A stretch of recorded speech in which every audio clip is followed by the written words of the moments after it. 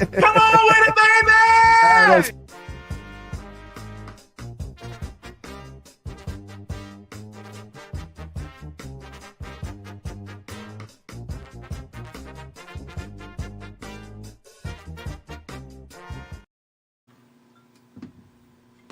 Hello, and thank you for tuning into another edition of the Third Dimensional Podcast here only on the New Champions Media Network. I am Pat Bruknis. You can find me on Twitter at Pat_Bruknis. I'm here with the host of the show, Matt Diegert. You can find him on Twitter at Matt Diegert. And we're also here with Student Body Right. You can find him on Twitter at Student Body Right. Fellas, how you guys doing tonight? Well, I'm doing pretty well personally. I mean, we got our new overlays done this week. We got new graphics done this week, so I'm super pumped about all those. And we're gonna have a good show tonight, and so I'm really pumped about that too. I'm not doing great. This show is gonna cost me so much money. But that's what happens when you're a good team. So let's give that money away. Deal? Yeah, absolutely. Yeah. Let's go, guys. So, Pat, man, blue and white game, you coming up? Like, what's the deal, bro? Are we going to see you? Yes. Very Chicago seriously. Bears next week. Yes. 2-teamer. Well, you can actually call him a stand the three. Chicago Bears. Dude, you can call him a three-teamer because it's at least going to be another GM and another head coach before they're, relevant. So you're kind of a three-teamer, Pat. No. I don't like the Chicago Bears. And I'm still sticking with my Caleb Williams takes that I think he's truly going to be a bust. I don't care what they've shown. They don't show everything else that's going on as far as like interceptions or anything like that. They're literally just showing the highlights right now. And if he does truly fail, he has one of the best offenses that a rookie quarterback has ever come into. Keenan Allen. Stop it. DeAndre Swift. DJ Moore. DJ Moore, who just signed a that brand new defense. contract. You guys are so glaringly missing someone who, like, literally he wasn't even picked for the JV high school dodgeball team, and he came into the greatest offense ever, and he fucking makes that pig oink. Brock Purdy. Well, that's San Francisco. It doesn't matter, man. Like, he came to that offense, dude. Like, man, could anybody run it? Is he good? That's a good question. Yeah, I get it. I mean, absolutely with Brock Purdy, but it's you're bringing somebody in that's brand new into the NFL. This is the best situation a quarterback has ever gone into. Truly, a rookie quarterback has ever gone into. So if he fails, like that's on Chicago, that's on Williams himself, and trust me, I've said it before. I don't want to see it. I want to see, because Chicago being good is good for the NFL. One of the longest operating teams, George Halas, Mike Ditka, everything like that, and it's good for the NFL when they're good. They just had Devin Hester go in the Hall of Fame last night, or tonight or tomorrow, whenever he's going in, but. And Julius Peppers, who played for the Bears for quite some time. Yo, Matt, did you see that interview? Do you know who Nevin Shapiro is? No, He's the guy who brought down the U. He was that booster that was like running the Ponzi and playing all the players and like recruiting. He went on like some no view podcast, and he was like, this guy's already gone to prison. Like, he's already like gotten in the wrong way. He goes, I'm the one who told them you better play Devin Hester or the money goes away. I'm like, okay. Interesting. So now you're a liar and admitting to fraud on a recorded podcast. That sounds like me. So, anyway, first question for me to win tickets. Who's at quarterback and who has if you don't do it, you're gone? I'll start first. Just name one guy. Daniel Jones. Absolutely. Absolutely, 100%. I mean, Daniel Jones needs to step up or get out of the way. Because they have Drew Lock, who's apparently looking really good behind Daniel Jones right now, and Daniel Jones has made some great throws. He took it upon himself to kind of get better in the offseason, rehab the knee, everything like that. And I guess he's gained like 15 pounds of muscle, and he looks really good for an NFL quarterback. But we'll definitely see with him, what we're gonna see with him. I mean, he's got Malik Neighbors, he's got Jalen Hyatt, so that's definitely one of them that I would definitely say is, make or break it this year, especially with, Brian Dable there, who, came from Josh Allen, and that's really what made him. Yeah, we don't even have to stop there. Josh Allen, national champions with like Alabama, the Patriots Super Bowl. Dave's did it. Also, congrats to Dave's losing weight. Like, we all have the weight bet. Let's follow in his footsteps. Yep. We're all down a ton of weight. But Pat, next guy, that's a quarterback. That's on the hot seat for you. I think Kirk Cousins. For the fact that they did just draft Michael Penix in the first round. And, I'm just kidding. Go. And, Kirk Cousins coming off the Achilles, and why would you take a quarterback in the first round? Obviously, I know you want him to learn from Kirk Cousins, but why draft him in the first round? Because clearly you like that. I guess they must. Anybody? And not just the first round. He was like 8th overall. Yeah, they passed on Roman Dunze. They passed on a lot of good talent. Well, I mean, Aaron Rodgers, Jordan Love. Well, Jordan Love's probably there for a while. I mean, he just got a brand new contract. Same thing with Tua down in Miami. I don't know. I would say that that Tua needs to perform. Otherwise, he may not see the end of that contract extension. We got one of our guys from New Champions in the comments saying Dak Prescott, and he's not wrong. Dak Prescott needs to show out. I mean, you want to hear something? Actually, you brought up Jordan Love and Aaron Rodgers. Do you want to hear the lineage of why Brett Favre still matters? Absolutely. Yeah. They are from Favre to Rodgers to Love. They wear a soft shell Rydell single chin guard. You ever notice how Rodgers unsnaps after every play? Where do you think he got that from? Brett Favre. That's crazy. I mean, Matt, when's the last time in your football career you wore a soft? I mean, the only thing that's protecting you is like a little bit of plastic and some shitty cotton. 9th grade. Man, I just think that's kind of cool. It's also kind of dangerous. So, but it's awesome. So, Matt, to you. Who's on it? Also, Kevin, Dak, I mean, as long as Skip Bayless is, is leading the hen house and they're clucking, I mean, Dak's in a contract year. Jerry Jones is in a contract year. The whole stadium's in a contract year. I mean, geez Louise. Yeah, so mine actually is, and it might be a surprise, might be a shock, especially with them getting a brand new head coach, but I truly think that Justin Herbert, I really do. I truly think he needs to, prove that he has what it takes. He has the arm, he has the talent and everything. We've seen it, but he just can't win big games. He can't, come through for the team. I mean, look at everything. Look at 2 years ago with the Raiders making the playoffs. Yeah. All he had to do was win that game. And they make the playoffs and they probably go against the Bengals or whoever that they would have played at that point, and you might have seen the Chargers win something like that.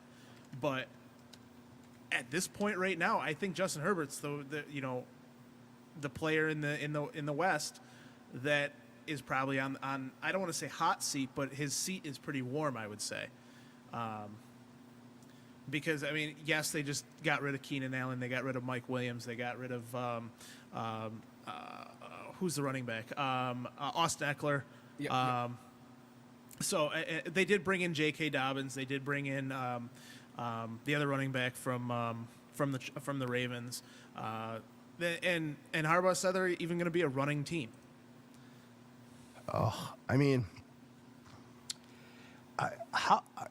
we've come so far from like the wishbone, the power eye, the eye back and stuff like that. It's kind of sad that like, the theta or time decay on running backs is becoming so evident. Man, yo, Matt, we ever getting Emmitt Smiths, Barry Sanders? I mean, you might see it in 20 years when the NFL comes back around, because the NFL truly is a cyclical league. I mean, you kind of see things changing every once in a while with a certain back or anything like that. Like look at Derrick Henry. Look where he's going. He went to the Ravens. I could see him having 1,500 yards this year and maybe keeping the legs on Lamar a little bit fresher for the playoffs by having Derrick Henry as long as he stays healthy. We all know, like, Derrick Henry, he rushed for, I think over 2,000 yards in, 2020? I mean, that's correct. I think it's right. Yeah. It was either 2019 or 2020, something like that, yeah. How many years do you have to go back for the next guy? I think the last person before that was Chris Johnson or Adrian Peterson, one of the two. Adrian Peterson, 2012. Chris Johnson, 2009. And who's the last one? 2003. He was a Raven. Not Larry Johnson. Priest Holmes. Jamal Lewis. Jamal Lewis, yeah. Oh, yeah. Man.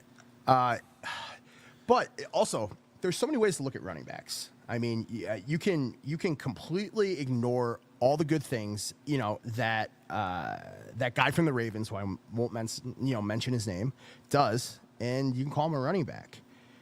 You can go Derrick Henry, right? But remember how the Patriots did it? Danny Woodhead. Yep. Like, are we ever going to see like that type of like championship dominance of plug and play? I don't think so. I know I said it a couple weeks ago that, and I don't think it's going to be championship dominance, but something as simple as the San Francisco lineage, the Kyle Shanahan lineage. You're seeing that with, in Miami with the way that they're running the ball, everything like that. So I don't think you see a championship caliber like that, but I definitely think that you are going to see that running back type committee plug and play type thing where it's for sure. Now I want to pivot really quick to, I called Keon the Darling like 2 weeks ago. Pat, does it seem like Mac is kind of the darling now just because he's a stone cold weirdo and he's also producing? No, yeah, he is. I definitely see him playing in that Jake Kumaro role from a couple years ago. I know some people bring up the Gabe Davis role, which I think that's another good example. I pray that he is more involved than Kumaro. I mean, Mac Hollins, like, he's playing some teams. He's played some memorable games with memorable snaps, and I mean, Mac Hollins was like a cool signing. Now it's like a signing to see. Well, and that's the thing. I mean, if you listen to one of our other shows on the Do Champions Network, No One to Blame, last night with Kevin Elliott and Jesse, Kevin is a huge Raiders fan, and he was saying, how good he was for the Raiders, as that middling guy, and you can definitely see that moving forward. You can definitely see that with him having somebody that's better than a Derek Carr. I mean, are there any parallels? I always wanted to ask you this, Matt. Any parallels between Drew Brees switching and Derek Carr switching, or am I putting Derek Carr on way too big of a pedestal? Can you explain what you mean, though? As far as switching, kind of a tried and true guy that had an unceremonious exit, like Drew Brees with the Chargers, and moving to the Saints, and another Carr moving from the Raiders, also to the Saints. Is there any parallels, or am I just? So there is some. I mean, I would definitely say there's a little bit there, as far as the parallel goes, because it's almost like an Aaron Rodgers type thing or Brett Favre type thing as well. They both, are on the same path. They both went from Packers to the Jets. I'm waiting for the Minnesota Vikings to, trade for or sign Aaron Rodgers when he gets released next year. It's just a joke. Just a joke. It's going to happen. No, it's going to happen. Just a Especially joke. if J.J. McCarthy does not pan out. But no, I think there's it's a lighter version of the Drew Brees thing because Drew Brees went from the Chargers where he was an average to above average quarterback and got paired with got paired. Why would they draft Phillip Rivers then if he's not average to above average? I mean, because like you got to keep the train moving. I mean, they thought Phillip Rivers was good, but they didn't draft Phillip Rivers because he was better. He became better, right? I mean, that's what's supposed to happen. I mean, I get it. Phillip Rivers had Tom Brady and Peyton Manning in the same conference, so he was never making a Super Bowl without, being able to beat one of those guys. And it almost feels like that's where Josh Allen is right now with Patrick Mahomes. Is he's got to get over that hump to be able to, win a Super Bowl. You know what I'm kind of waiting for, Matt? What? I remember when Mac Jones was traded, and to see Dave Portnoy finally breaking character and being like, he's not the guy. What do I want to see more? Dolphins fans being like, Tua ain't the guy, or Jets being like, well, that didn't work out. I mean, that's the thing. Like, we as Bills fans are super happy that he just signed that huge deal. Like, and I get, even Josh said it the other day with Kay Adams, the market is the market. We get that. But I'm sorry, Tua is not worth $53 million. He should not be at the top end of the market. No, he's not a top-end quarterback. I'm sorry. Like, he's a one-read quarterback that has two of the fastest players in the NFL in his wide receiver room, two of the fastest players in his running back room. So all he's got to do is find those two guys, or four guys technically, and get the ball out of his hands and get it to them. And he doesn't have to worry about making anything more than one read. We saw what happened when he had to make multiple reads last year. It cost them that final drive. He had to go through all three of his receivers to get to Chase Claypool. When he threw that interception to Taylor Rapp last year. I don't know, man. I think there's three certainties in life. One, Jordan wings at Ilios. Pat, that's certainty. Okay. Two, the quarterback market is the most defined position in all sports. You always know where it is, and the market is the market. And three, obviously, Reed Ferguson is going to get cut on final cut day, wait in the parking lot, and be back on the team. Right. Hey, if any of the stat guys are listening, can somebody tell me how many times that's happened? I mean, it's happened almost every year that he's been on the team. It's a pretty crazy thing. You're like, oh, Reed Ferguson got cut. Whatever. He's coming right back. The day that they actually release him, everybody's gonna be waiting for him to come back, and he's just not gonna come back. Oh, he's gonna come back. Don't worry. 10 days later, he's still gonna come back. Yeah. I mean, a good, on a place kick, long snappers aim. Do you know what this is? It's in between 0.65 seconds and 0.75 seconds. I mean, that's pretty much what the Bills do. It's like, Josh Birnbaum from heavyweights. Get on the scale. Get off the scale. So, I mean, it's kind of pretty great. Well, one of the things I did want to talk about, speaking of kicking, Pat, did you watch the game last night, preseason game last night? I thought you were gonna that somehow was gonna, but yes, I did. Somehow I thought Matt was just about to make fun of me. I had this like deep-rooted anxiety. But continue. No, I was just going to see what you guys thought of the new kickoff format, because I think 7 of the kicks got returned last night and only 1 touchback. Yeah. No, that sounds about right. I know the game got postponed or right. Not canceled. They canceled the game due to they ended the game. Weather. It's and, the whole I like game. it, it's not like it's anything more than that. But the way that they have it lined up, I mean, what would you guys do to, if you were looking at it from a Bills standpoint, like, how are you taking advantage of that? Well, I'll pivot to the same question. With the new kicking format, is that going to tip the scale based on different guys are suited for the new kickoff format? Are we going to see now people not, making the team because, it's a different dynamic, different subset, and now it's a different play? Kind of like maybe like a little nuance, but like, maybe you don't need a speedster. Maybe you need like an absolute blocker, form blocker, and stuff like that. Hang on one second. Pizza break. We got our first question. Thank you very much. Hey, this is coming from Twitter. This is coming from Mary. Pat, are you actually ever going to go to a Bills game this year? Yes, I was at a Bills game last year. Yes, I'll be at several this year. I'm going to be attending the Bills-Bears game Saturday. I'll be at the Jacksonville Bills game. We know you're a two-teamer, dude. We totally got it. Oh, shit. I'm not. He swore. Come on with it, baby! Get him. Yo, we got another question coming in. We'll do it live.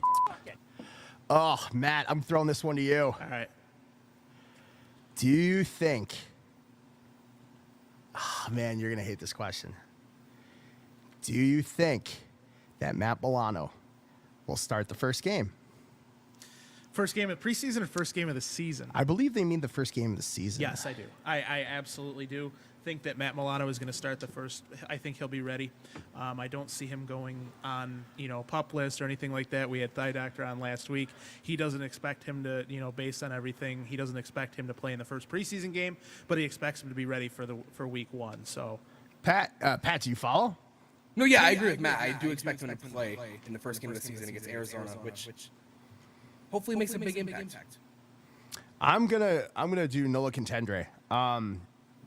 If he's ready, he's ready. I'm cool with him playing 20%, 50%, anything that does not push him too far, too fast, and we see it linger later in the season because he got in too fast, man. Well, and that's the thing. You've seen cautiousness from the Bills coaching staff, training staff, everything like that with Trey White, with Von Miller a little bit last year, with him going on the IR at the beginning or PUP list or whatever he was on at the beginning of the year. So you're going to probably see him be, get to that ramp up where he starts, but he's only playing, I want to say, like half the snaps, maybe.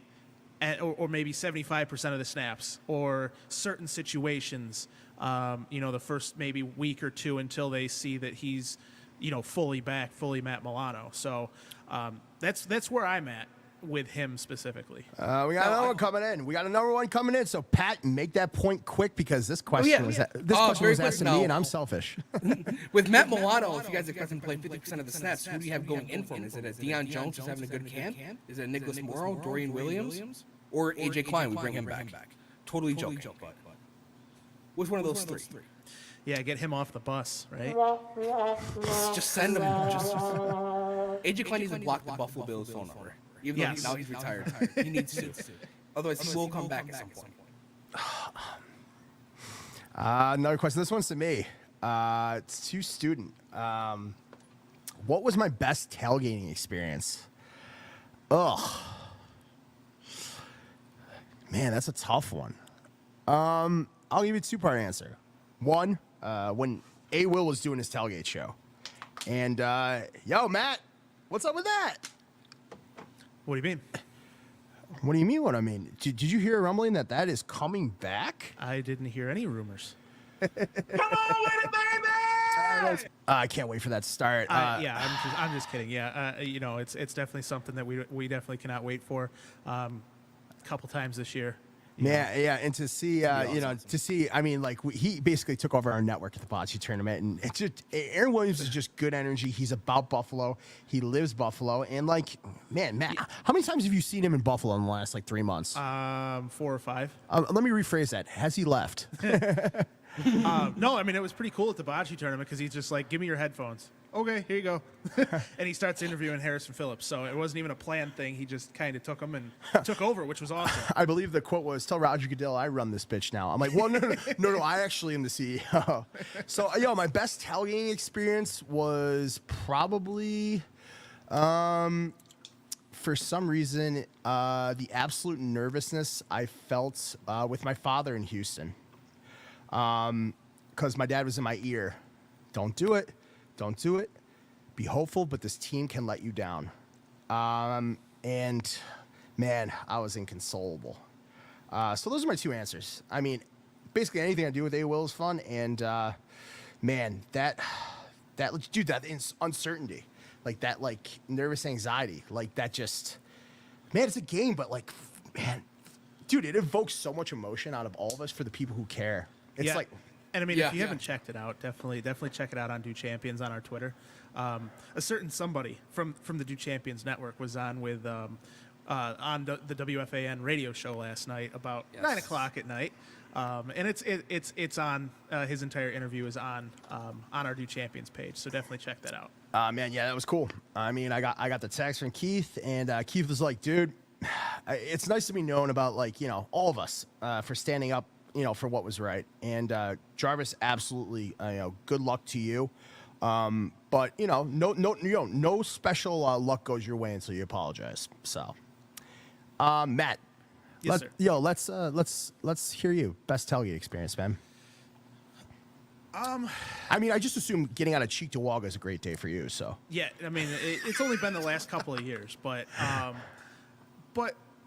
mean, I've had a couple, you know, good tailgating experiences. I mean, they're in the KK lot, right across the street from the stadium. That's where we usually, you know, post up, mount up, whatever you want to say. And it's a lot of fun just cooking things. I don't have a specific one. There wasn't anything that like was extra special about anything, but it just every one that I've had, you know, over there, and you know, ends up being a great time, especially now that we're out of the drought, because I did a lot of tailgating during the drought years, you know, so it was like, yeah, great time in the, you know, at the tailgate, but then you come out, you're, you know, a few beers deep, a few drinks deep, and you're upset because the Bills just blew it again. or it's more competitive getting out of the stadium after the game than what was on the field. Yeah, that's sure. brutal. Oh, Pat, you got a question, baby? Good luck. Oh, Pat. Never mind. It's about the Bills. I'll give you all the Bears questions. Who do you think right now is the most underrated player currently on the Bills roster? Ooh, that's a good question. Yo, that is a good question, That's a man. really good question. So before we go into that question, let me clarify or get some clarification for you, Pat. Are we talking within Bills fans, or are we talking within like the media?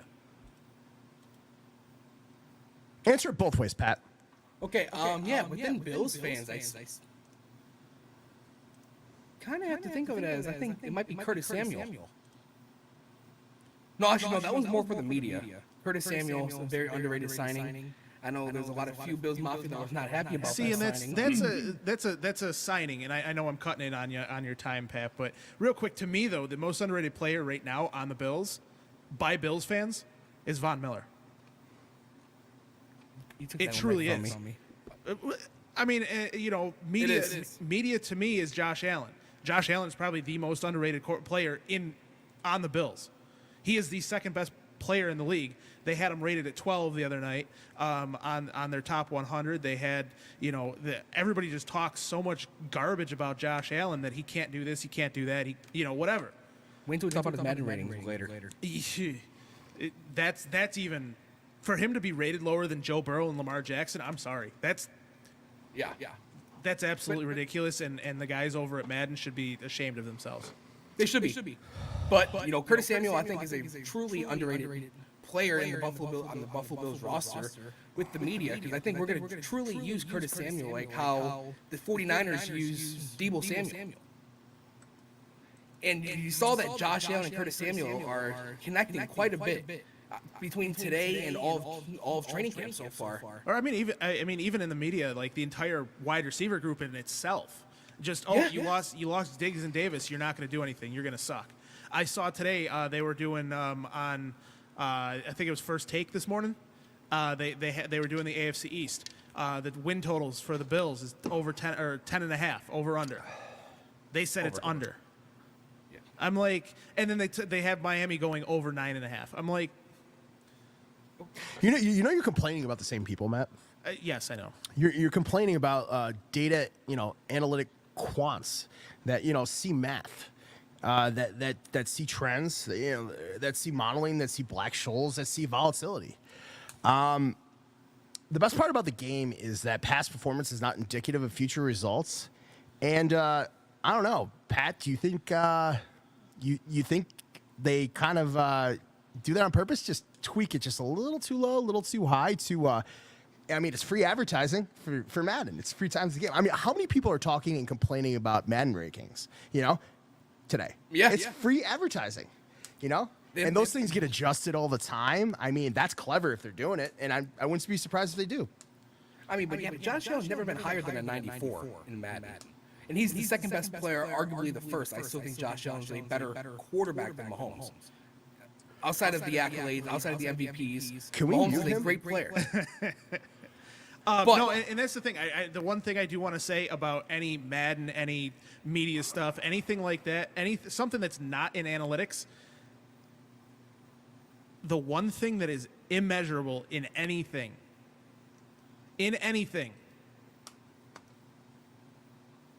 Yes. you can't measure it. You cannot measure the want. You cannot measure the heart that players have, and that is 100% true. You can look at every single stat out there and say that, whatever. If the player across from you wants it more than you, has more heart than you, we saw it in the Dolphins game last year with Josh Allen. That 13-yard run, running through tackles to get that first down to give the Bills that win. Yes, they failed on third and fourth down the next set of downs, but for him to pick that up and get that game down to like 2 minutes left. Which, by the way, he ran like I think That was 5 good. or That was 6 good, times. Matt. That I'll was give really it to good. you. That was good. All right, it wasn't was that really good. good. It wasn't that good, buddy. Yo, Pat, you ever hear the Quentin Nelson interview where he's like he speaks about wanting it more, and I think it was Big Cat or like PFT asked him what's the best part of about football. He's just like imposing your will and legitimately just taking the defender's soul, and I was just like, that guy is about business. He has that dog in him. He's got, like I always say, the nasty. Mm-hmm. So to pivot to that, who's got the nasty right now in our O-line? Pat, go ahead. You take this first.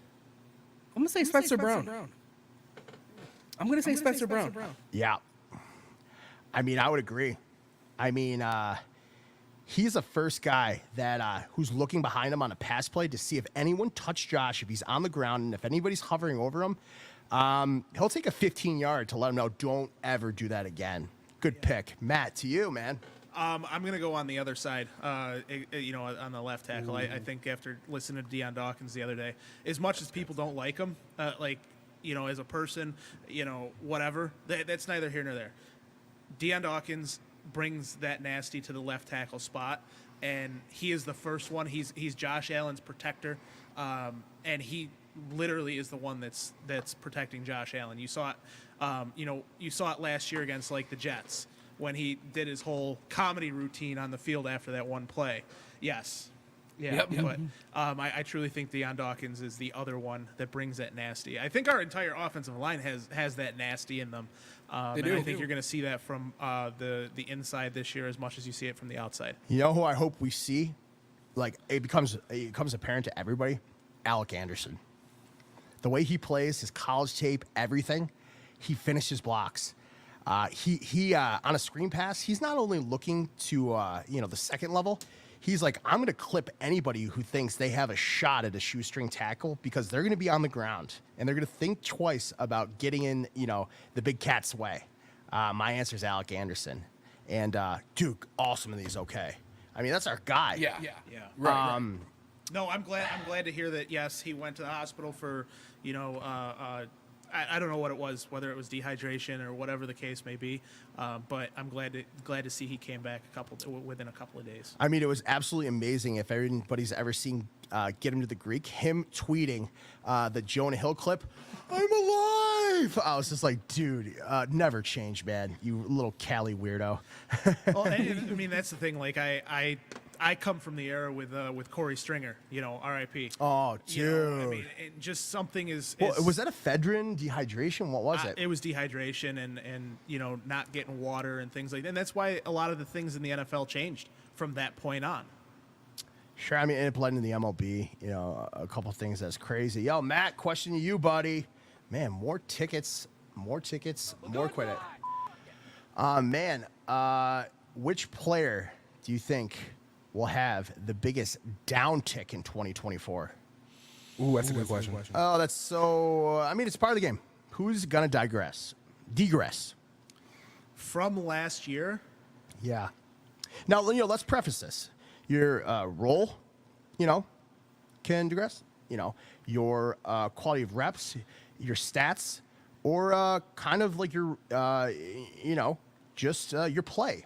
So I want you to factor in all those. see, and to me, I don't have one. I don't have a player because you have so many new faces on there between Mike Edwards and Taylor Rapp who barely played last year, DeMar Hamlin who barely played last year because they were just getting him back to form.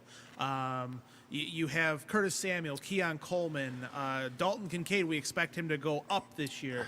Dawson Knox was injured most of last year, so going off of last year, it's tough because. Even Von Miller, I personally I have said it multiple times. I have that bet with Thigh Doctor over 10.5 sacks. I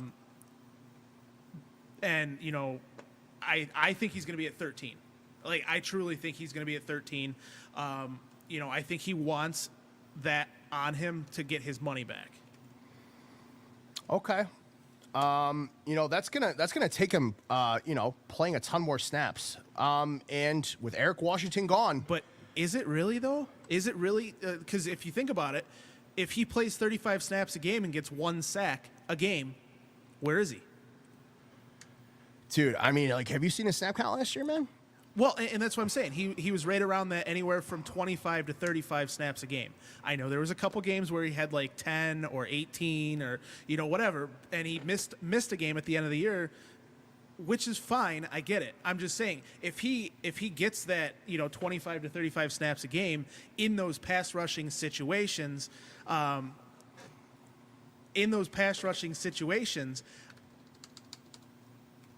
then I truly think that if you're talking 1 sack a game, you're talking 17 sacks for him. Well, it's gonna be interesting because, Eric Washington was tried and true with his 3-man rotation. He liked to mix it up with different personnel. We truly don't really know what we're gonna get out of D-line rest, personnel packages, even the games they play. So, man, that's tough to tell, man. That's an aggressive bet, but I like rolling the dice and stuff like that. Hey, it's only for a thigh pick, so from my end, so and from his end. Yeah, but what do you think he's gonna sell it for? Whatever he wants. If my thigh really makes some money, great. The more power to him. I mean, that's cool. What's your thoughts there on Matt's aggressive bet there, Pat? 13. I have Von Miller at 11.5. So I'm right with Matt. He said last year that he felt like he was starting to play his best ball in the Pittsburgh game. No, I'm sorry, the Miami game in Week 18. Then you saw his production increase against Pittsburgh. Then against Kansas City, he was our best defensive lineman in that game. Yeah, okay. He doesn't have the brace on. It looks like he trusts that knee way more. I know, but it's tough because he's like, I'm going to be back in record time, which is just, according to Vargo and according to Thigh Doctor, that's crazy. But then he went back on it and he was just like, I shouldn't have been playing. Well, that's a lot. Well, and let me say this about that as well too, because here's what my thoughts are on that as well, is when you're mentally ready, we saw it from Trey White, right? He was not mentally ready. He might have been physically ready, but he couldn't escape that mental hurdle to get over that ACL injury to get back onto the field and really trust himself. Now, Von Miller was there, but his body kind of failed him and said, "No, you're not doing these same things. You're not going to be running. You're not going to be running as fast. You're not going to be able to go as fast." And when he got in there and he's like, "Yes, mentally ready." And then he goes to do something and he doesn't have the same get off that he did. And, that starts kind of getting in your head and being like, oh, maybe I shouldn't be out here. Maybe I shouldn't be, trying to push it as hard as I am or anything like that. So. I know, man. Oh, here we go. We got one more. If you could change one thing on the Bills in terms of last year's outcome, would it be on offense, defense, or special teams? Loaded question. Pat. If you could change one thing about last year, you don't have to name what it is, would it be on offense, defense, or special teams? I'm going to go with defense. No, special teams. Special teams. Is that because of, what Tyler transpired Bass? with the few? Yes, Yeah. that's because of Tyler Bass. We should have won that Philadelphia game. Missed field goal. Obviously, there's more reasons Well, why I mean, we lost that game. let's That be is a serious. part of it. Let's be serious. That had nothing to do with yes, missed field goal. I get it, but that had nothing to do with that. They had two opportunities. One at the end of regulation when Jake Elliott had to hit a 54 or whatever in the rain, and then he also also allowed them to drive down the field. On that defense. So I think that's on the defense more than anything else. What I would change is 2 halves of the season on offense.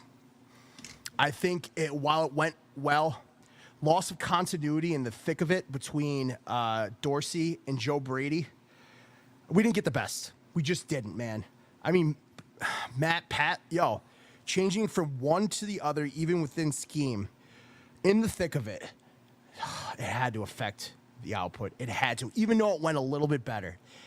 What if we had Joe Brady from the start? What if Ken Dorsey got to finish it? But Ken Dorsey gets to finish it. You're not making the playoffs. That's why they got rid of him. Is the offense quickly hired? Right, I get it, but that's also a Josh Allen thing too, and that's he wants to keep the same guy. Ooh, right off the back of it. Was Ken Dorsey a scapegoat? Answer. This is right on your point. Ooh. I don't think he was a scapegoat. I truly think that he was not right for this team.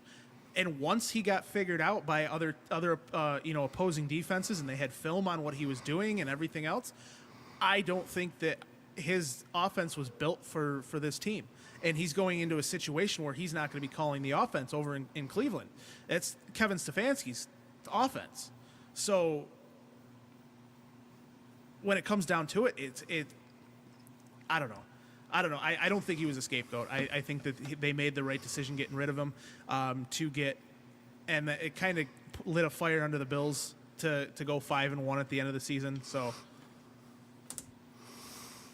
I'm right there with you, Matt. Like, I mean, I wanna always said that Joe Brady's going to have a great season because he has full reign and he's not existing within the blueprint of Ken Dorsey's offense. So if he's not a scapegoat, why do I feel like Joe Brady was existing in Ken Dorsey's offense?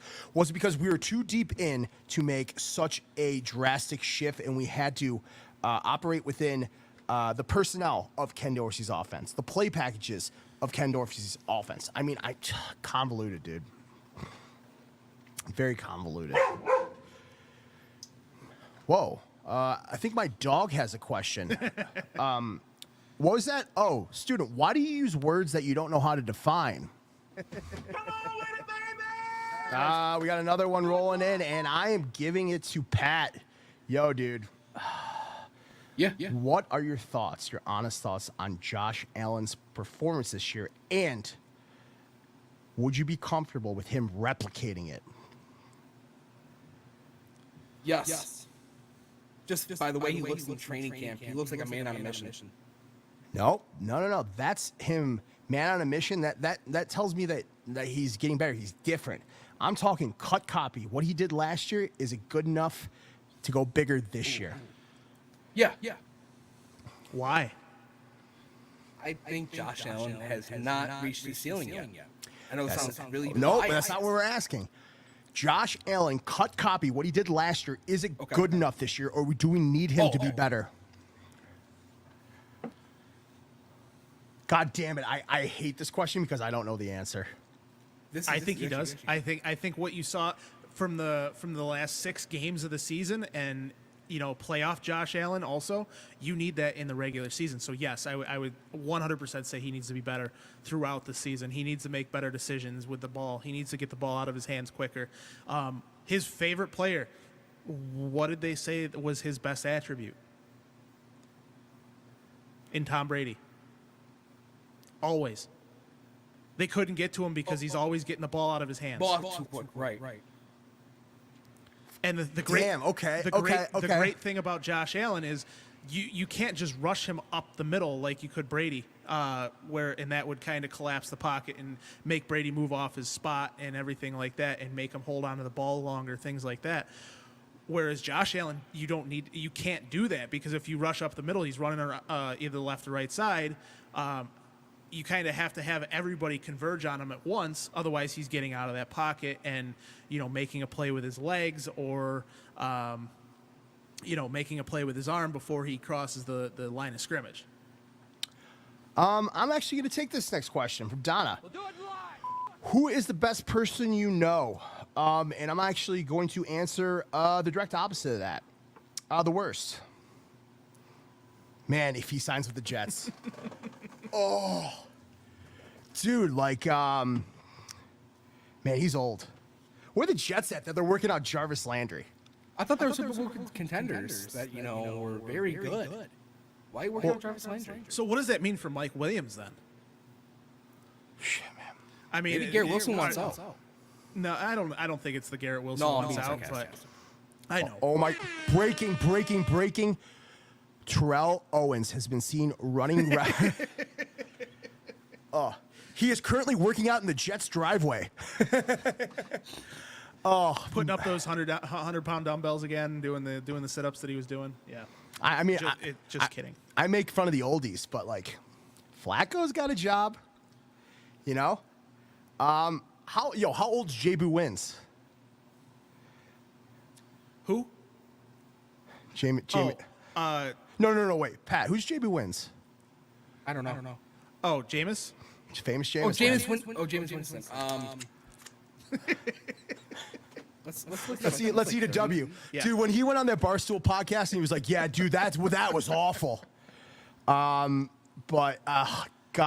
But when he went on that media tour this offseason, I had no idea how charismatic, smart, and awesome that dude is. I just took him for the corny. Yeah, I just took him for the corny dude that shoplifted a bunch of crab legs from Publix, and had a great time FSU. But dude, so charismatic, so smart. People always used to make fun of his weird workouts and stuff like that. Yo, he's still getting teams, still getting calls, still reliable, man.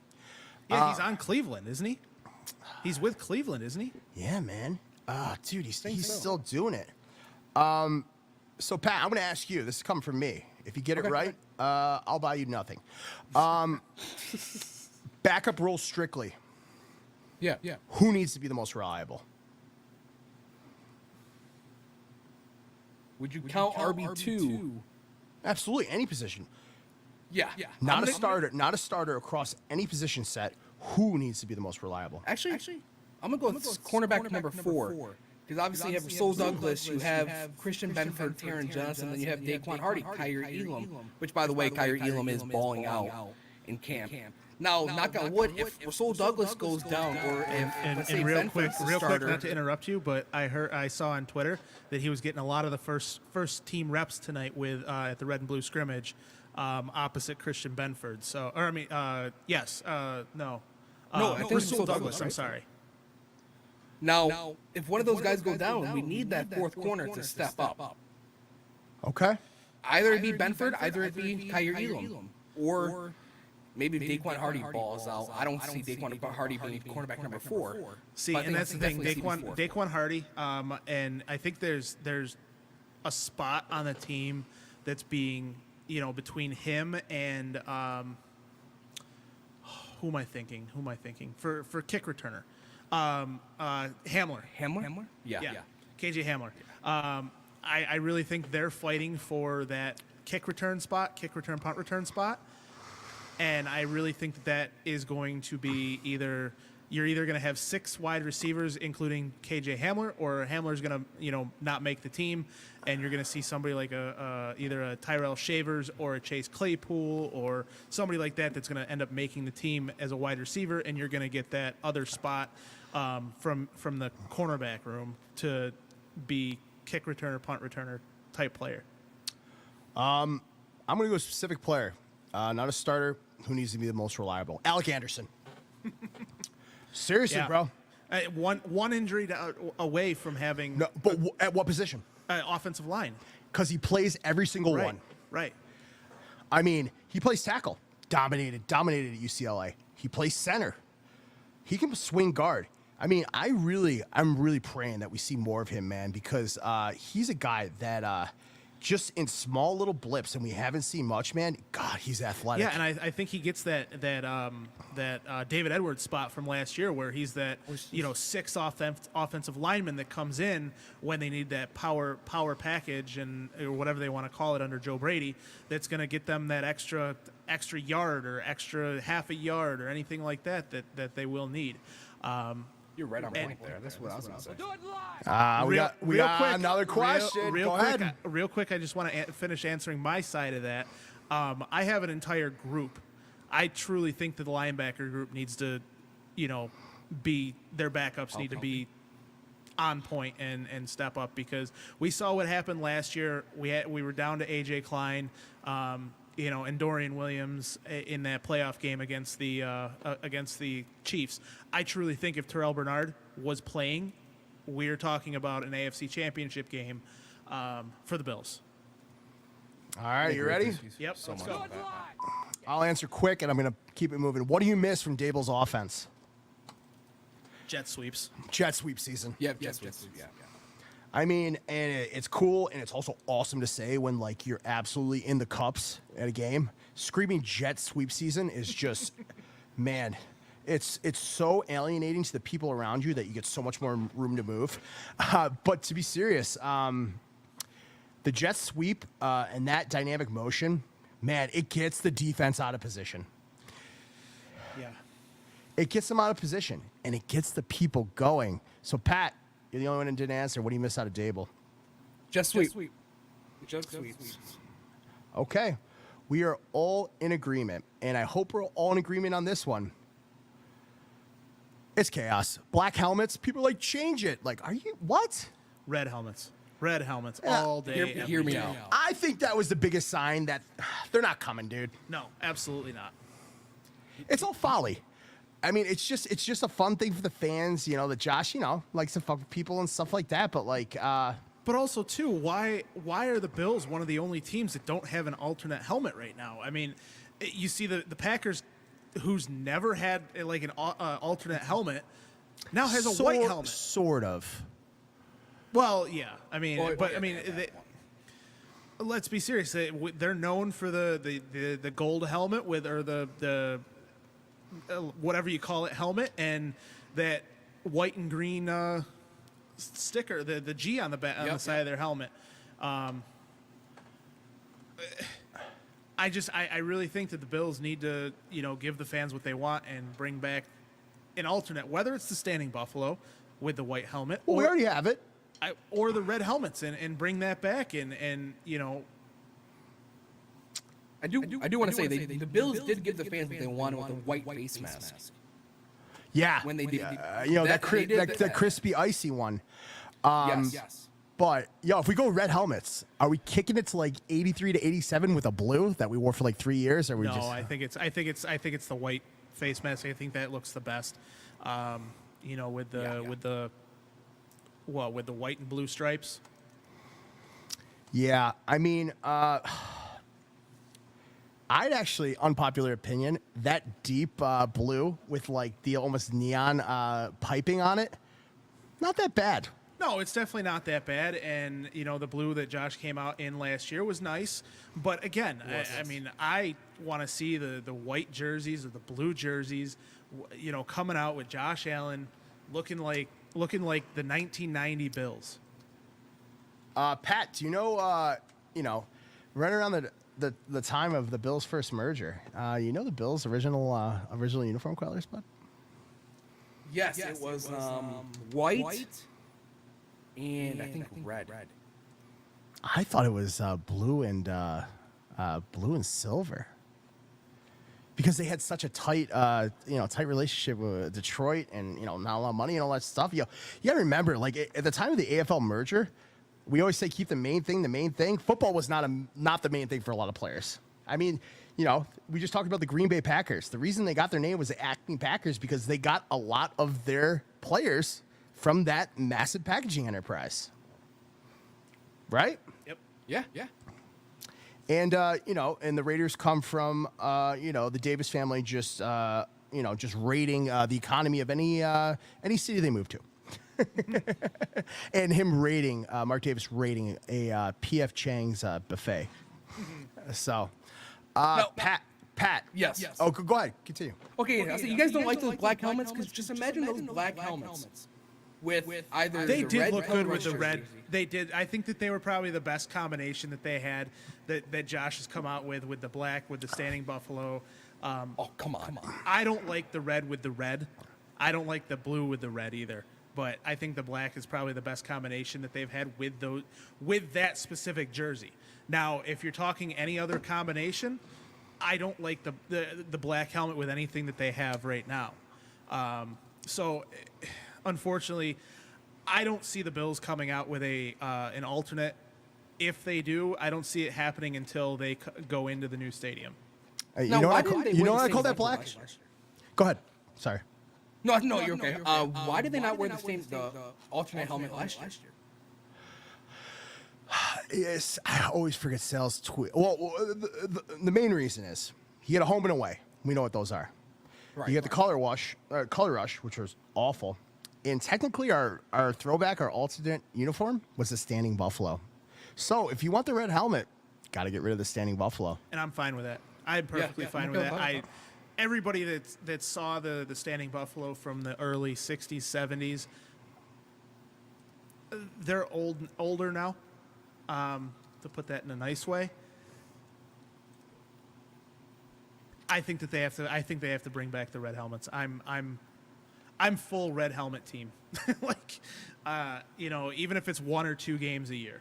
You throw it up against the Jets with their throwback that they have, or whatever you want to call theirs that they have, or against the Dolphins, when they use their '90s Dan Marino style helmet. That should be their permanent uniform. That aqua porpoise tank. Snowflake. But Jim Carrey style team. 2 points to go back to the red helmet. Matt, you said when I was talking about running backs that the NFL's cyclical. It is. Do we miss the red helmets because it's cyclical? We want what we can't have? Maybe a little bit, but I just, that's, for me personally, that's what I grew up with, and I saw it both in the 90s and during the, at the beginning of the drought when they had the weird, Crayola, whatever you want to call it, jerseys and everything like that. And I love the helmets that they have now. I love the jersey combinations that they have now, especially since they switched to the white face mask and everything like that. But I think if they brought back the red helmets, I think if they brought back those jerseys, those throwback jerseys from the early 90s, I used to use those all the time in Madden. When they gave that option, it was red helmets in the, and to see how that they looked on the current players. I hate black, in the uniform. Why? It's called BFBS, black for black's sake.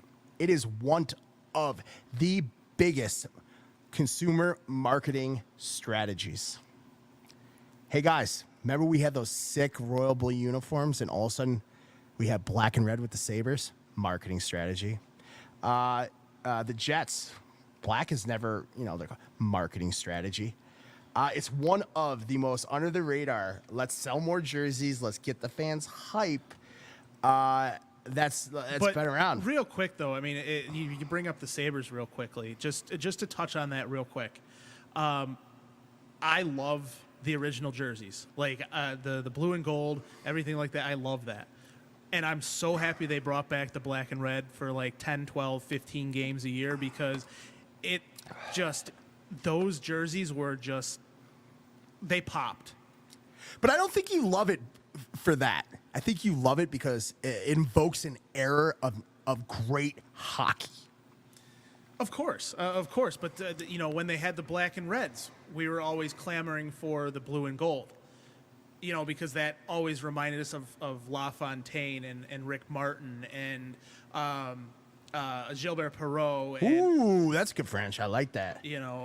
So I mean, that's really what it comes down to. Is you might be right that it is a little cyclical, and you kind of want what you don't have. And I think when I was 15, 16, 17-year-old me, watching the Sabres, it was like I'd really like to see them, in the blue and gold. And when they after they traded Rob Ray and all those players in before the season before the lockout.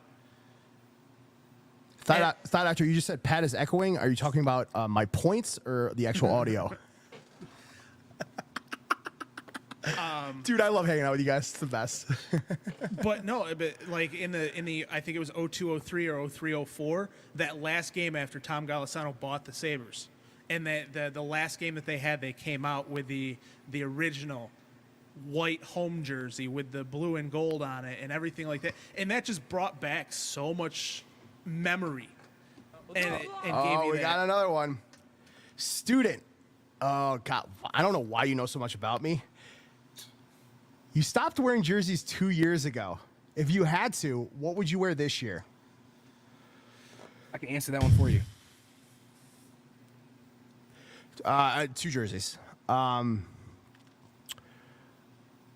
wear Harrison Phillips till the wheels fall off.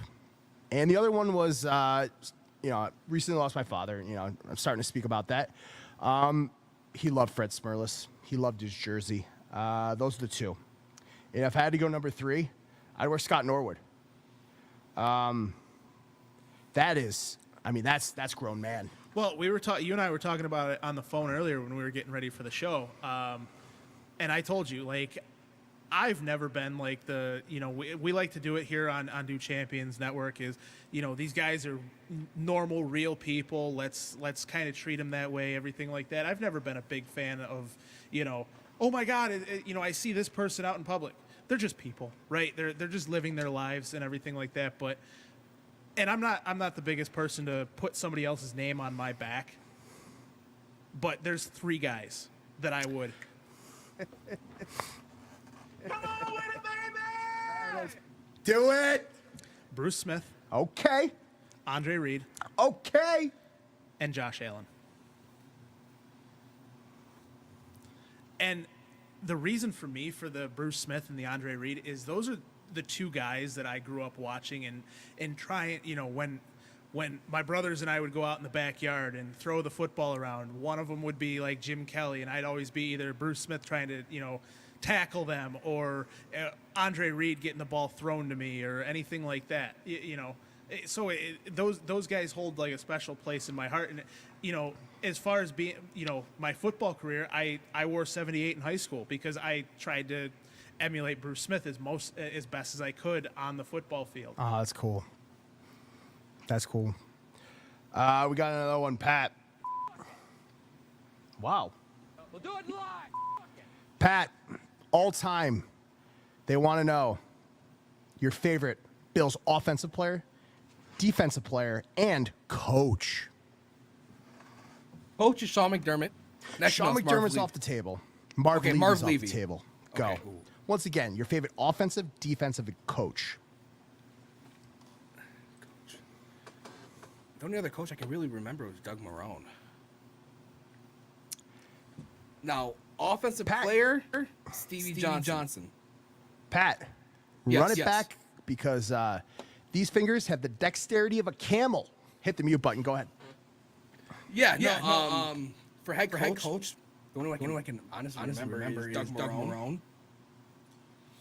For offensive player, Quitter. Whoa, Steve Johnson. whoa. Quitter. What did you just say? Doug Marrone is one of your favorite coaches? you said Marv Levy and Sean McDermott. Well, no. But- the guy who canceled his contract at the midnight hour and ran to Jacksonville to take a offensive quality control job is one of your favorite. You're off. You're done. Thank you. I was just doing the same thing. No. Pat, I'm you drawing have a to- blank. I'm drawing a blank. You tell me a few other coaches. All right, let's do it this way. So you had Dick Duran, you had Chan Gailey, you had Greg Williams, you had. I would have took your third grade speech therapist as a coach for you in your personal life over Doug Marone. That guy is absolute smoke and mirrors, like cheeky, like. I'll go Dick Duran. He was kidding, right? He was kidding. Yeah. I did say that was the only one I could remember.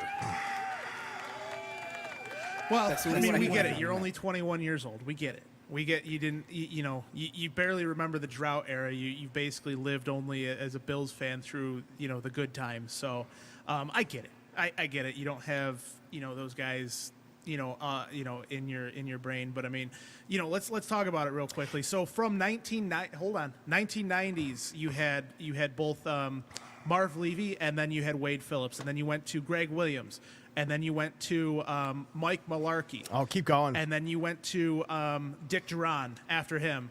Then you went to Chan Gailey. And then after Chan Gailey, you went to Doug Marone. And then you went to Rex Ryan. And then you went to Sean McDermott. You just missed Perry Fuel. He was interim coach. I wasn't really. And Anthony Lynn. Yep. They were both interim coaches. I wasn't really mentioning them because they did, Perry Fuel. He truly is, the first game he coached against the Jacksonville Jaguars in 2009 after what, Chan Gailey was gone? Or no, was it Dick Duran that was gone? He was before Chan Gailey. Yes. It was. Why are you asking me? Ask the Bears guy.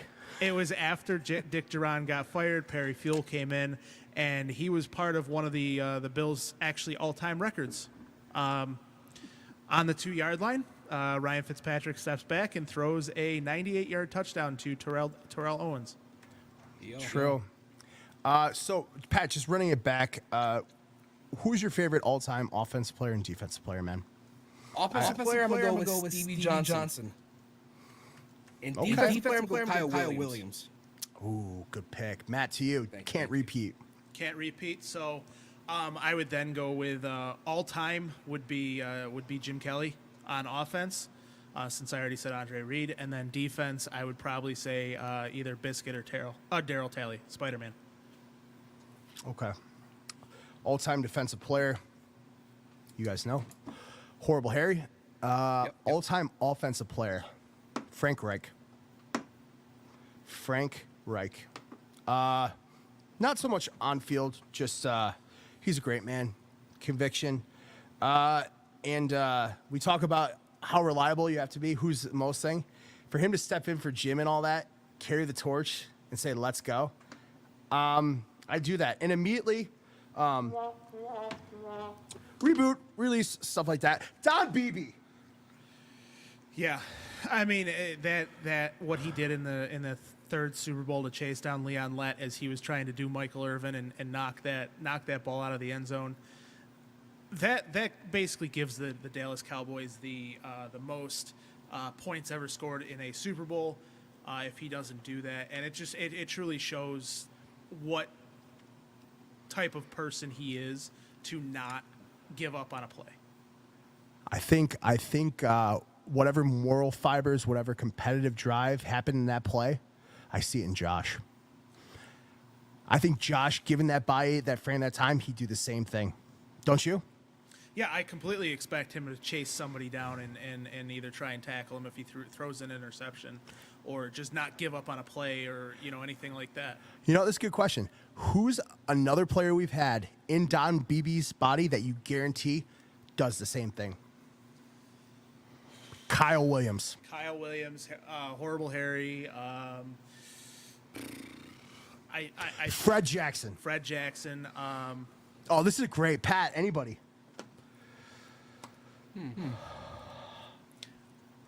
I truly want to say also Matt Milano. I think he's of that mold. That's good, yeah. That's good. I think Jerry Hughes also. Eric Wood. Yep. Eric Wood. Man, that's a really good one. Anybody else we're missing, man? Who's just about it? Who's for the brand, man? And I think in his first year in a lot of places, before he goes out and does his workouts and gets pissed at the team, Terrell Owens. I think if you're talking in first year of a team, if you're talking a guy who fucked that Super Bowl performance, gutting it out. Yeah. Man, Pat, you know that whole thing? With what? Terrell Owens. His medical condition when he played in that Super Bowl. Because Matt's gonna tell you. No, I did not. So maybe I have it. I'm trying to think who was the player that did it to him. He was on the Cowboys. I think it was Darrell Williams? It was a Williams. I know that, and I can't remember his first name. Who did it? But he when the horse collar tackle was still a thing. Horse collar tackled him, broke his leg. Oh. 5-6. That just reminds me of Joe Theismann. 5-6 weeks later, he's playing in the Super Bowl. He had to literally sign something saying he would not either sue the Eagles or sue the NFL or anything like that if something were to happen while he was playing in the Super Bowl. He was basically voiding some ancillary player union guaranteed insurance policy, something like that, if I remember right. Mm-hmm. Man, for all the flack he catches for being a braggadocious, selfless player, man, that is. Yeah, I mean that's why I said it. Him as a player, I think he does that. Him as a person, I don't think he does. I mean, Well, speaking of selfish players, quick. Has Stephon Diggs bought a house in Houston?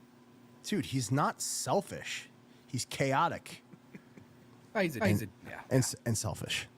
Yes, very selfish. I mean, you don't ask for the ball 150 times in a year, and then still complain that your quarterback isn't getting you the ball.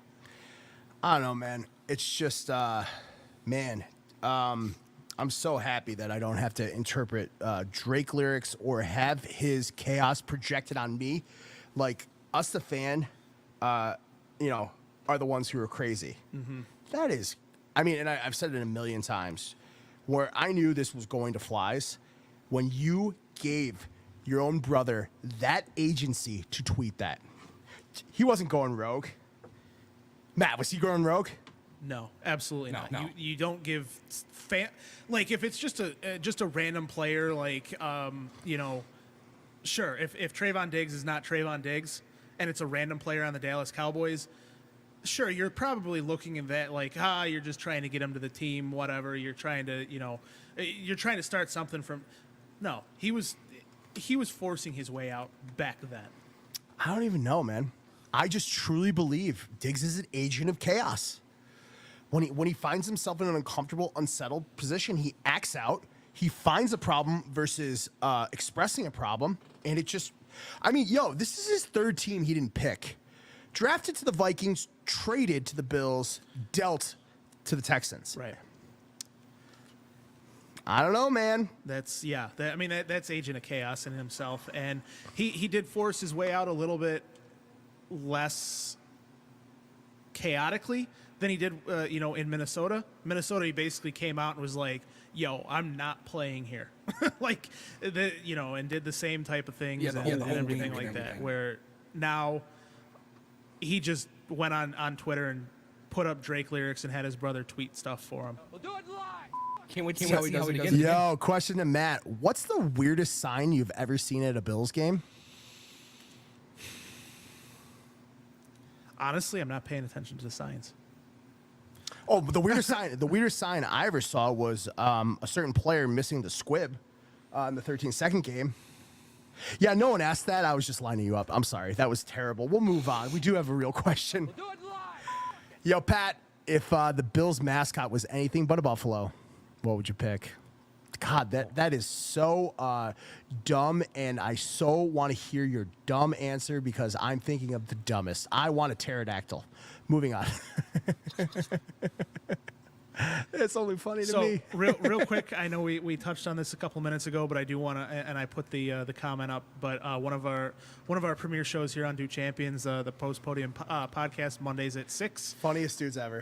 Amazing show, amazing show, and they'll be on the Do Champions Network moving forward from Monday, hopefully, if we can get the technical difficulties figured out this weekend. But with that being said, one of the guys put up there that to chase him down that has that heart is Eric Moltz. 100%. 100%.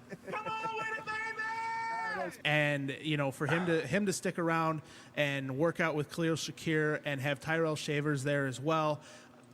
I mean, you're wondering why Tyrell Shavers just went from like nothing last year and a UDFA and not having anything. Now he's working out with Eric Moltz.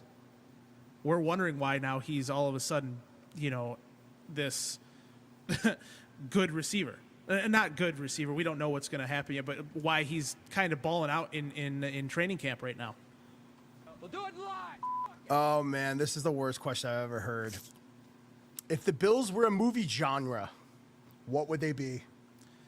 A dark comedy. For so long, and now it is man, it's like it's almost like Passion of the Christ. Yeah, I believe so much. I'm a Catholic. For me, it's almost horror. It's not even dark comedy. It moves into like horror or slasher type film because you're literally waiting for, in victory, you're waiting for something to be taken away from you. The other shoe to drop. Yeah, absolutely. It's like it's literally like you're sitting back and like, oh, don't go in that room with all the chainsaws and the machetes and things like that. And then they do, and you're like, oh, they got out. Great. Oh, Pat, you got to answer. If the Bills were in What was the movie question? genre- I grabbed my laptop charger. That's too much information. If the Bills were a movie genre, what would they be? Genre means type. I know.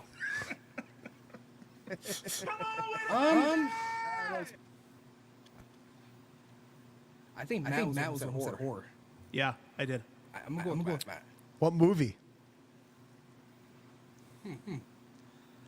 I would say one of the Halloweens, to be honest with you. Nightmare on Elm Street, because some of their losses are nightmares. I'm going with Saw because I confidently think I would chop off my pinky if we do it. Win a Super Bowl?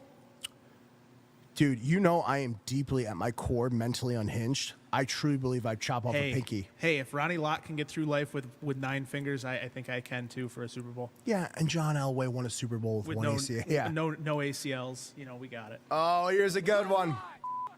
From what fictional movie football team would you like to have starting for the Buffalo Bills? Ooh. I mean, you're not picking Willie Beeman, right? Right. I mean, you're not picking Johnny Moxon. I mean, we've already had Richie Incognito on the team, so Billy Bob's out. You know who I'm picking? And it's going to be a weird one because it's high school. But Petey. Who? From Remember the Titans. Hold on to the ball, Petey. Yo, that's a good one. That's a good one. He's all heart. Good one. Good one, buddy. I like that. That's a good one. All right, Pat, who you got? Bobby Boucher. Wow. So pretty much you want to copy Bill Romanowski. Brian Bosworth in college, Yeah, oh my God. That's good. Oh, man, what's left? Damn. Sunshine. But we have a quarterback though. So technically, could we pick LT's character in any given Sunday, or is that kind of technically LT? I'll allow it. I'm gonna pick Adam Sandler in The Longest Yard. Just you take him over Josh Allen? No. I'm gonna pick up as a backup so Josh can't have any more of his friends as his number 2. I don't know. Mitch Trubisky is probably one of the better backups in the NFL. Probably, he probably is. I would say he probably is, man. But who is the best? I would probably Russ Wilson? Well, he's the starter in Pittsburgh. It was a joke. I know, but he's the starter in Pittsburgh. I was actually thinking about taking his backup. Saying Justin Fields is probably the best backup in the NFL. Okay. Pat, who's the best backup? I was going to say Justin Fields. God damn it. If you don't have a contrarian opinion, literally, say... You're going back to like one of our first shows. Just sit back and No. say, I'll think of what I was Give me talking about. Josh Rosen. How'd you know I wanted Josh Rosen? Dude, No, I'm not. I did. I was so upset. I mean, I had to delete a Twitter account just so no one knew. And I had to come clean. I'm going with the Raiders, Gardner Minshew. Man, he's a stone cold. Well, here's the thing, though. Is it going to be him? He's going to be the starter, I think, in Oakland or in Las Vegas. Eventually, any team he goes on. I mean, the guy in jean shorts should be the starter. Uncle Rico. Uncle Rico, you know? Wants me to throw that ball in the mountains? I'm going to go with the oldie. You're going to say Flacco. Flacco. I thought you'd go with Jameis. I'm sorry, Jameis Winston. Jameis doesn't work for every team. Flacco can work for every team. He's the ultimate game manager. He's a Super Bowl, and he's old enough to know better with the throws, know the strengths of the offense, and know that he's not in there to make the cowboy throws the ultimate play. He's got to get in there, trust the scheme. He's got so many things to trust. He has to manage the game, and I think there's no one who knows that better than Joe Flacco. Mm-hmm. And he's been on so many teams. Name me one team he can't play for. The only one I can think of off the top of my head, I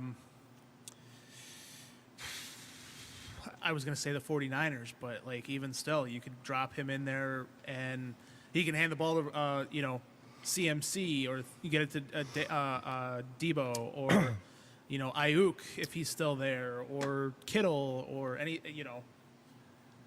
Oh, here's another one. Pat, I don't even know the question yet, but I'm throwing it to you, buddy. Okay.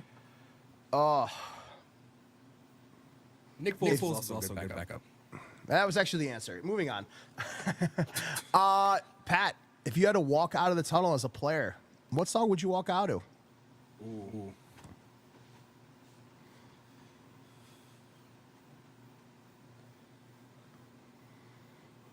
Come on, Pat. Dude, like his non-answer is a really good answer. I'd want to hear everything. What we exude as fans, I don't think there's a track that's better than that energy. See, but here's the other thing though too. Like you get it in hockey now. They're doing the after you score a goal, they play your specific song. Or in baseball, you got Timmy Trumpet playing out Diaz. Which is truly one of the best intros. Dude, that song rocks. That intro. That intro by itself with him walking out is amazing, and it is truly one of the best, walkout songs I've seen. There's one better. Since Enter Sandman with Mariano Rivera. You know how he got that song? That's a good one, too. Who? You know how Mariano got that song? No. He told him to pick it. You know who else that sounds like? And I know this is kind of like off topic a little bit, but do you know how? Do you know who?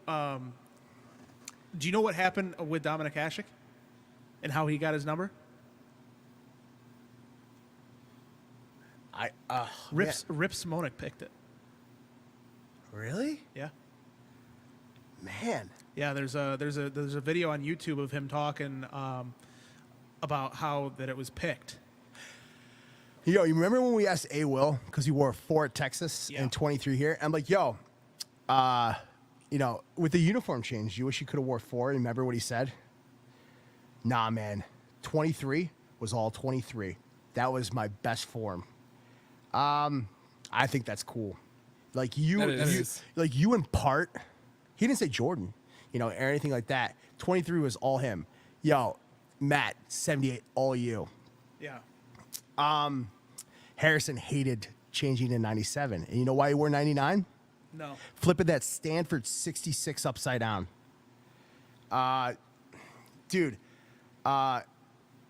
numbers mean something. It's your identity. It's like the look good, feel good, play good. Or you wouldn't hear the stories of, veterans playing the second year kind of minimum deal, $50,000 to wear theirs, Yeah. It's like one of those things you become attached to it. You become attached to like, how you lace your cleats. You become attached to, who tapes your wrists and all that other stuff.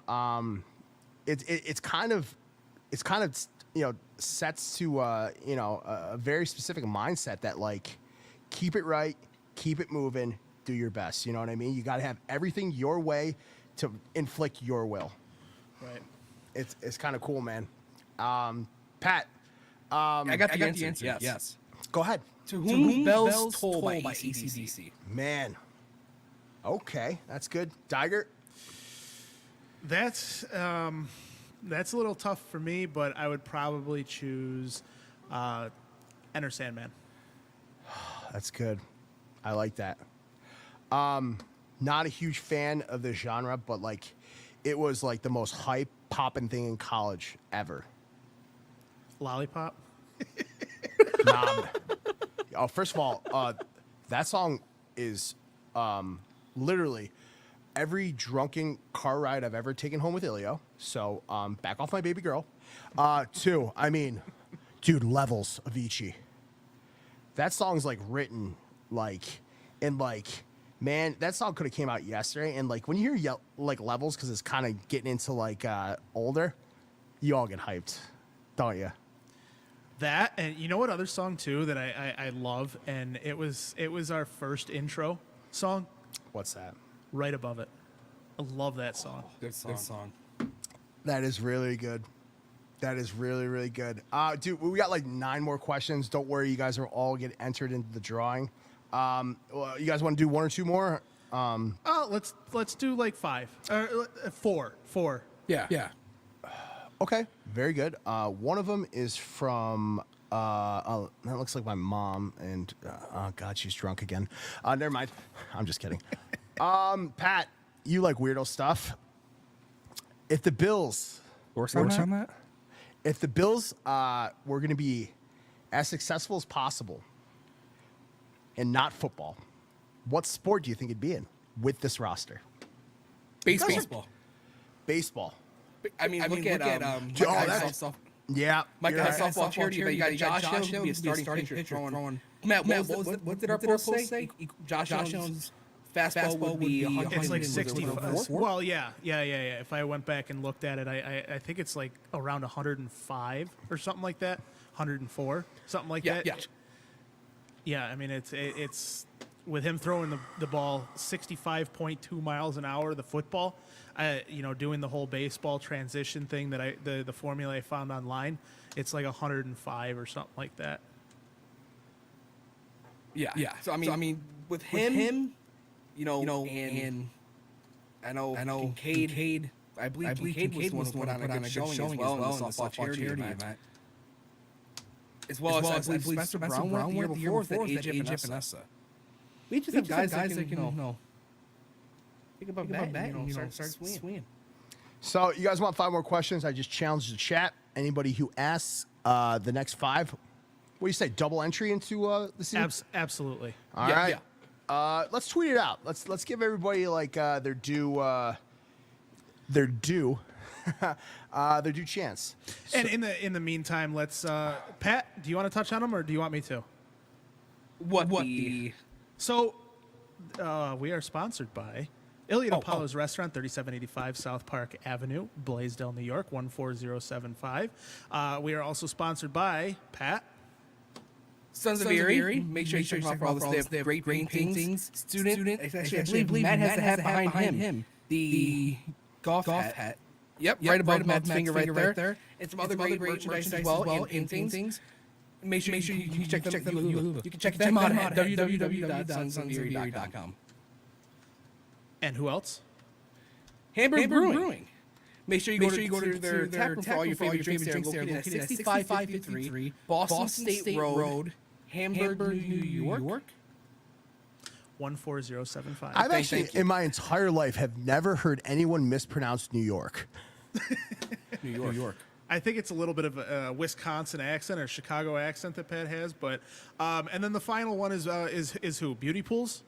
Yes. I'm pulling that one up right now. Don't worry about it. Dude, don't I got it worry. right here. Dude, it doesn't matter. Dude, they're related to me. Yo, Tommy, tough cookies, dude. Just kidding. Beauty pools will, if you don't have a lake, they'll dig a hole and they'll put water in it. Thanks, beauty pools. And you can check them out at www.beautypools.com. So, this is the part you guys are all going to hate. Come on with it, baby! Matt, accountability. How much weight you down? I am down from 303 to 296. Yep. Pat, how much weight you down? Yes. Hang on, hold on. 2. Before you do that, Yes. Can you hear that in yours? Because I can't hear it in mine. Yes, I can. When you're no. When you're a student, when you're pressing the board, can you hear that? Because I can't hear it in mine. Dude, it was people cheering for you. Like, no one cares about you. You don't need to hear. Dude, I gotta go. Pat, everybody's accountable, dude. How much weight you down? Yeah. I was at 261.3 when we started. I'm now at 259.8. Bear with me. I want to get the exact number. By the way, we'll open up to fans. Anybody wants to join the do weight loss thing? Just come and join. It's all of August, and we're all, dude. Is anybody not down? Like, has anybody like pretty much not surpassed their goal? I'm 2 pounds away from it right now. Because what do we say? What is it? You're 2 pounds away, 2 days in. Good for you, Maddie. I'll get you the exact number. I started at 288.5. My goal weight was 279. I'm at 278.5. Dude, accountability is like cool. Let's all be healthier. And let's not hit people, when they're not looking. Blindside block. And let's apologize. So moving on. We got our first double entry. And this question is awful. We'll do it live. Matt, how do you deal with student? You get a triple entry for that. We'll do it live. But answer, Matt, how do you deal with student? A lot of alcohol. No. Only kidding. You are absolutely not, dude. Oh. Zins and alcohol. No. You know what? Cheers, buddy. I got you. And what's your drink of choice, Matt? While dealing with Mine students. is actually Captain and Coke. Captain and Diet Coke. Mine is the blood of Christ because I believe in this team. Actually, my question. We'll do it live. Matt, how far would you walk consecutively? No sleeping, no stopping? Or how far do you think for a Bills Super Bowl?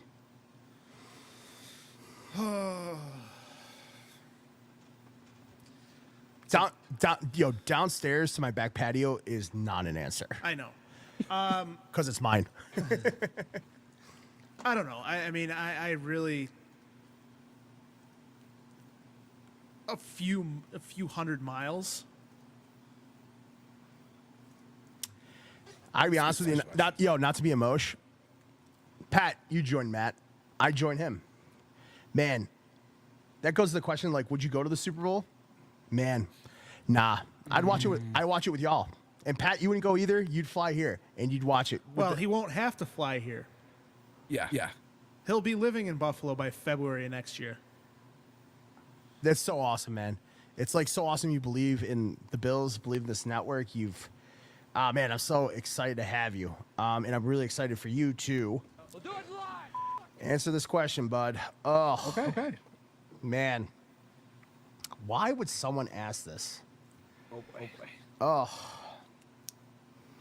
If you had to fight 10 ducks, okay.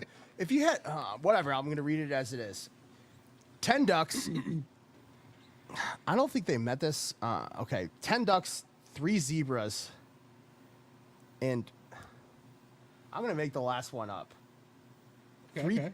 I think they're trying to say 3 drunk ticket attendees. So I don't know. I'm just going to, this question is all, whatever, answer it. 5 ducks, 3 zebras, and 2 drunk ticket attendees. I would say, you know what? I hope you're not scanning these free tickets because I feel like someone's not going to get in. Now back to, I don't know, man. Back to real life. That had to be someone from Built in Buffalo. I'll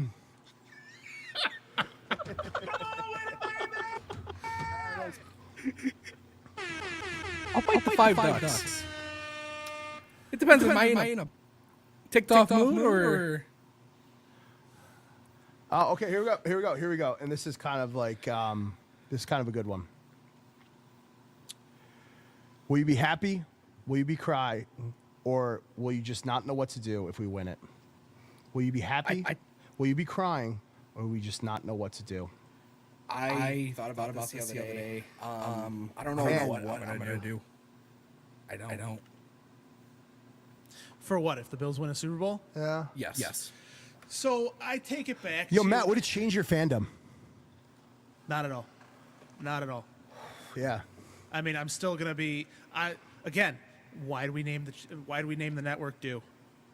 We're due for a championship. We're due for another one. We're due for good things.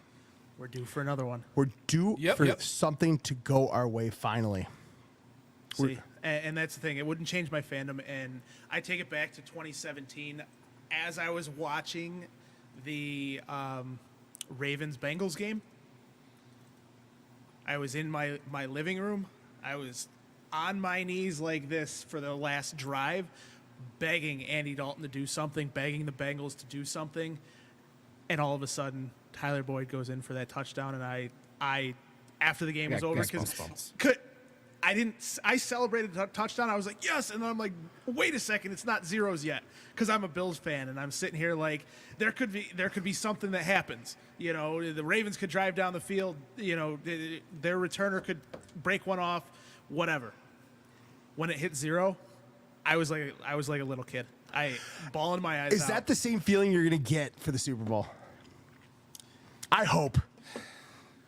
I flew home to my mom. I was watching it alone in a bar in New York City, and I was like, I'm gonna be with my mom. Oh, for the Chiefs game? No. When we finally made the playoffs. Oh, yeah. And then to be let down that next week, I was like, oh my God. By the way, shame on you, TSA, for letting anyone that intoxicated like on an airplane. Damn. Our government's not good. Anyway, tears after the tears for everybody. 2020 wild card game against the Colts.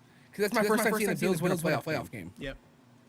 Pat, like, you grew up in grief. You never had a sniff at the playoffs. The emotions, real quick, Pat, the emotions that I went through between the play that Jordan Poyer made, where it was an actual fumble. The dude got up, and Poyer knocked it out of his arms, recovered the fumble. It's game over there. And then they're like, nope, we're still going. And then to see them, having to basically wait because Hail Murray happened that year also. At least they were trained. At that point. Right? I don't know, man. Hail Murray, there was something after that. That Chiefs game, there wasn't. Do or die. Well. Yeah, I mean, The Hail Murray, you at least could, be delusional enough to be like, hey, maybe it's a teachable moment. That Chiefs game, man. We were up 9-0, and that still sticks in the back of my head. I know it's early. No, he's talking about 13 seconds. Oh. Not the AFC Championship game that year. Yeah. That 13-second game. I was with close friends and everything like that, and I said something dumb. Everybody was celebrating. I'm like, God damn, it's not over. Yep. Matt, did you have a sinking feeling? And this is like so anecdotal. I was literally watching it with my wife on the couch, and I had COVID at the time, so we were watching it by ourselves, and I see that happen, and I just get the sinking feeling because of everything that happened. I'm like, there's 13 seconds left. How or what is gonna happen? The Bills need to squib this kick. They need to be like, I'm sitting there going through all these things in my head, like, and just trying to calmly say to myself, there's not enough time. Yo, from me to you, we win the big one. Do you lose that other shoe to drop feeling, or will that always live with you? It'll always be there. Yep. It'll truly always be there because No goal, wide right, Music City Miracle. Here's the other thing though too with the no goal too. I had broken my leg earlier that day. Dude, COVID breaking legs. Like, dude, please stay healthy for this if we make the Super Bowl. Anyway, so I broke my leg that day. Bubble boy. I broke my leg that day. Earlier that day, I was like June 19th, 1999. I was up because I was on medication. I couldn't sleep, everything like that. Hell yes. I mean, at 13 years old, I'm sitting there laying on the floor trying to keep my leg elevated because I had broke it in 4 different spots playing hockey earlier that day. HIPAA. I give permission. I don't care. But watching that and then watching James Patrick hit the crossbar. And you're like, oh, I can feel it. The Sabres are actually going to win this game. They're going to win this game. I can feel it because they're pushing everything. And then all of a sudden, Brett Hull with the foot in the crease, and they're like, nope, game over. Just sitting there as a Sabres fan, you're like, oh, they're going to review this. They're going to go upstairs. They're going to at least look at this. Nothing. His foot is in the crease. And then you find out 15 years later, oh, they changed the rules during the playoffs. What even is that? Like only against Buffalo teams. Is there any other that has? Well, you had no goal. You have no goal too. Is there any other city, man? You could say Cleveland, but LeBron gave him one. You know? Yeah. Oh, absolutely. And unfortunately, Buffalo's. I was actually figuring out. I was talking to one of the guys from our network the other day. Just real quickly. Let me see if I can find it here. Actually, Beyond from Coast to Coast, I was talking to him. Part of the weight loss challenge, Beyond. Let's go. So they shared. Oh, I'm in Do Champions. Let me go to mine. They shared a video on Twitter the other day. About the Sabres, the Stanley Cup, everything like that, and. Most total games played without a Stanley Cup Finals win, or without a Stanley Cup title. At the time, in 1999, the Sabres were 4th on this list behind the Blues, the Stars, and the Kings, all of which who won a Stanley Cup. The Stars that year. The Blues a few years ago with Ryan O'Reilly. Vander Kane. What? Who's a cat that went to Florida? The Sabres and Canucks are the longest teams right now to not win a Stanley Cup. The Leafs are the only ones longer with a longer active streak. But the Sabres at this time were in '99 were at 2,481 games. Without a thing, or without a cup. They are now at 4,441 games. And that's 53 seasons. The Leafs are the only ones longer at 56. Dude, my house is 3 stories, and I wish it was 6 so I could jump off it. Jeez, man. Buffalo sports. All right, let's pick it up. Let's go. For all you guys. And this is my question. Everybody gets an entry. Everybody, Matt, Pat. Yeah. I want both of you to pick one player specifically and wish them the best season. Any player you want, speak to them directly. Be like, yo, this is from Dew, this is from Pat. Speak to them and be like, yo, let's go. Come on with it, baby! Matt, you start. So, from the heart, one of the guys that I've been touting on our network, very, very much so all the time. You're going to think I'm going to say Von Miller, but I'm not. I know who you're going to say. It's Kyer. Yep. Kyer. I wish him the best for the season. I hope that he overtakes that second cornerback spot. I hope he takes over the first cornerback spot if he can, over Rasul Douglas, because I think that they're going to need him to do that and show that he can grow into that, because if they don't re-sign Rasul Douglas, he's gone after this year. And they're going to need somebody to take over cornerback 1, and whether that's him or whether that's Christian Benford. But I hope Kaiir Elam continues to grow the way he has in training camp and continue building that confidence and building on that confidence. So from us here at Dew, Kaiir, let's go. Clap it up. Pat, who you talking to? Wish them a good season. I'm going to go with Von Miller. He's the Speak guy to him. who... Speak to him. Von Bills, the Buffalo Bills were interested in you supposedly when you were in the draft and you were a draft prospect. Denver took you before us. Now, like you said in that Burn It All video, you want to bring a Super Bowl here. And now it kind of feels like you do. It's like a full circle moment. You were supposed to be drafted here.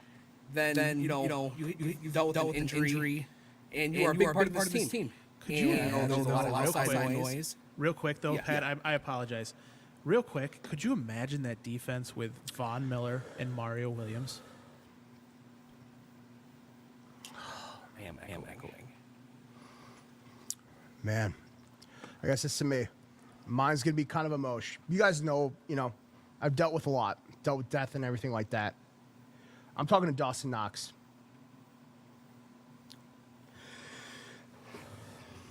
Let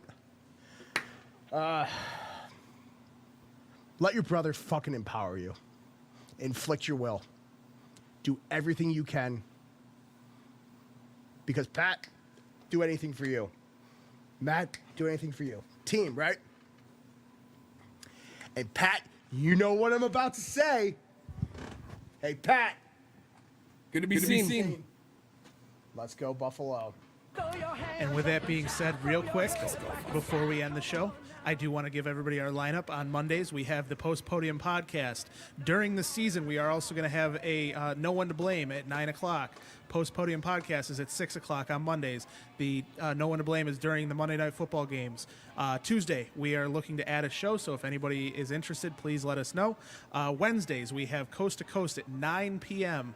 On Thursdays, we have No One to Blame for their second live show of the week. Their first one will be recapping. The second show will be giving everybody Thursday night football and on as far as betting, fantasy football, daily fantasy, everything like that. And Fridays is us.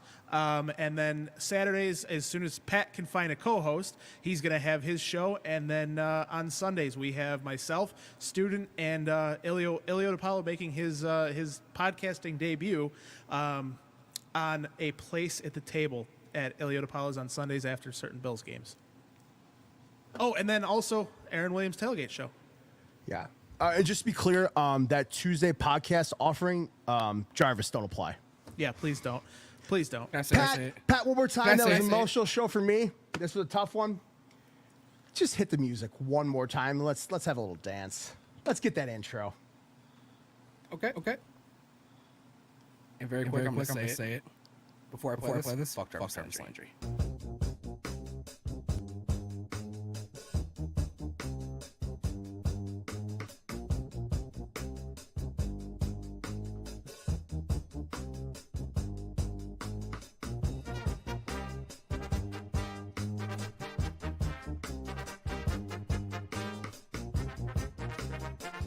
Come on with it, baby!